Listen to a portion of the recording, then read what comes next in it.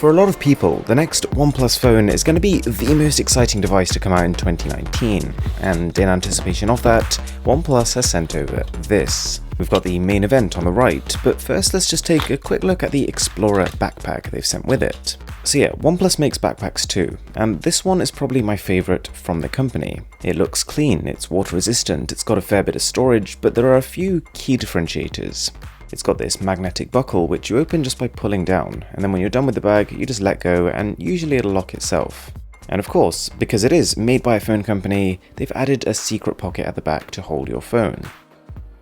Alright, onto this densely packaged cardboard box they've also sent over, and when we open this up, there are a lot of things inside. But first things first, the Bullets Wireless.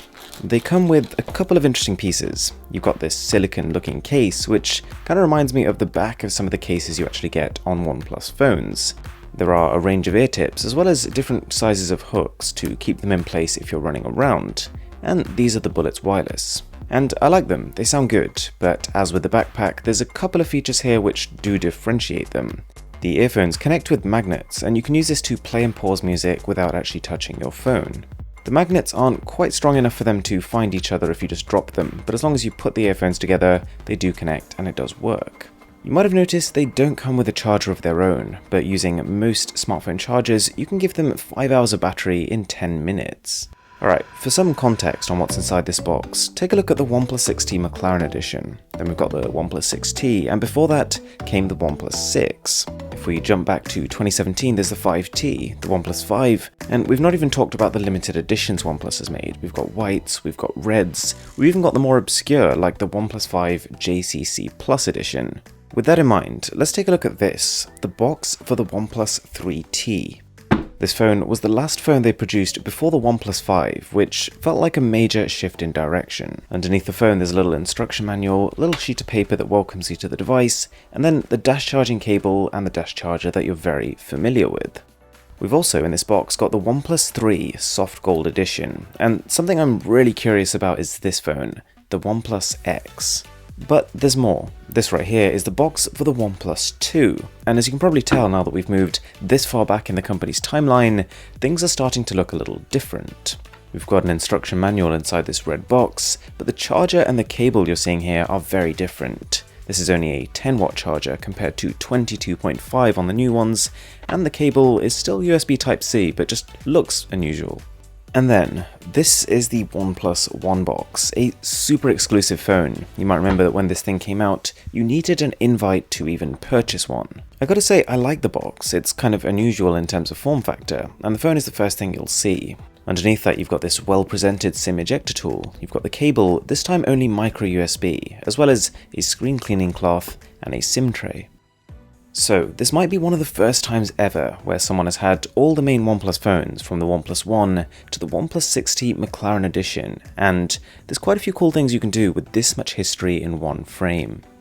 If we lay all the phones out, one thing you might be able to immediately tell is how the company has matured. When the first device, the OnePlus One, came out, the company were trying to smash the past to redefine the market, and the phone's almost alien, different, and exciting shape from every angle really aligns with this message. And right up until the OnePlus 5, you can see that each new phone is a major redesign, after which it feels like the company's kind of found what works and has proceeded to iterate on that as a base. Now, this is not necessarily a bad thing. Whilst these new phones might look a little less differentiated compared to everyone else, that doesn't change the fact that they're now more ergonomic and better built than ever before. Now, I would say there's one exception, the OnePlus X. It came out just after the OnePlus 2, but I think this design is well ahead of its time. It's got a glass body, it's got a flat camera bump, and these chamfered edges make it look super premium. It is genuinely the type of form factor that I would consider buying into even 4 years onwards. I've also done a bit of a camera comparison, and in fact this is probably the most phones you've seen in one side by side.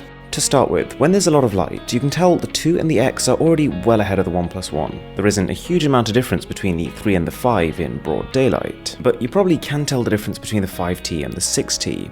You'll notice the shadows are a little brighter, the whole dynamic range of the image is a little higher. And just so you can see the whole journey, this is OnePlus One versus OnePlus 6T, the earliest to the latest, with the 3T which is about the halfway point in the middle.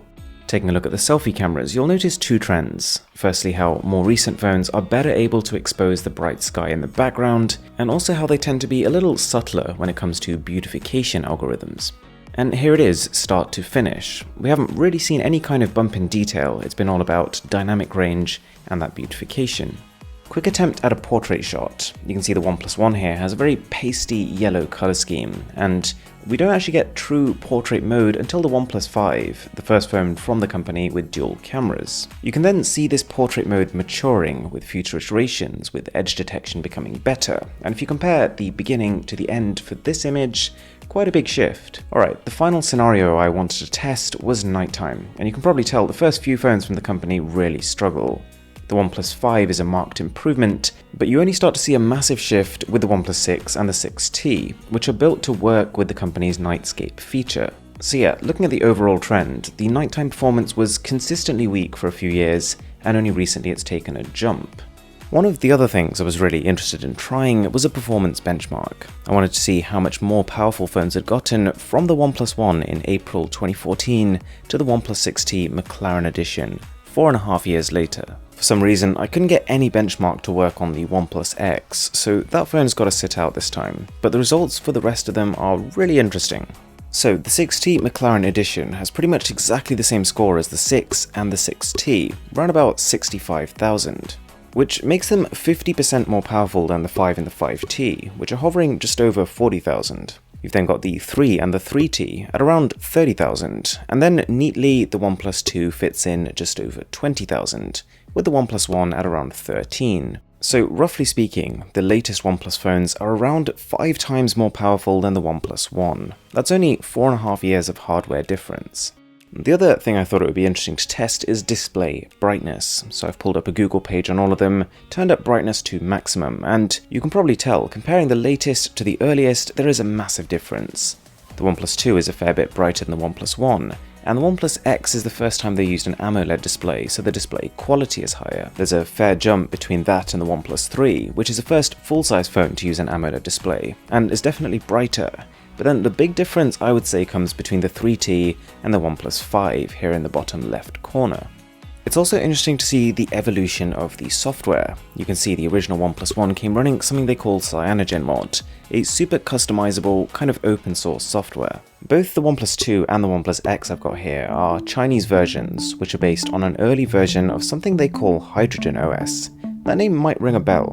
And then, with the Oneplus 3 onwards, you start to see the development of Oxygen OS, the same software that we have today, it just looks very different in its early stages. As the phones evolved, OnePlus trimmed the fat. They tried to build a software that focuses on pretty much speed and only having the functions in there that people would actually use. You start to see the evolution of material design as well as gestures as the screens get larger and the need for buttons starts to fall.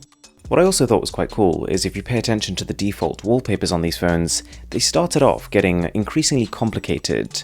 They peaked at around the Oneplus 3 and 3T, and then they've slowly gone back to being simple again, which aligns better with material design.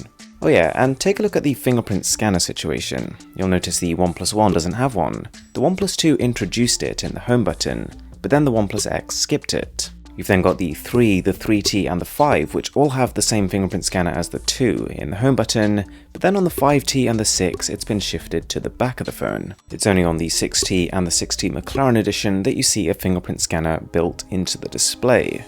If you enjoyed this video, I've got a ton of mystery unboxings on the channel, as well as another interesting one coming, so if you could subscribe for that, that would be amazing.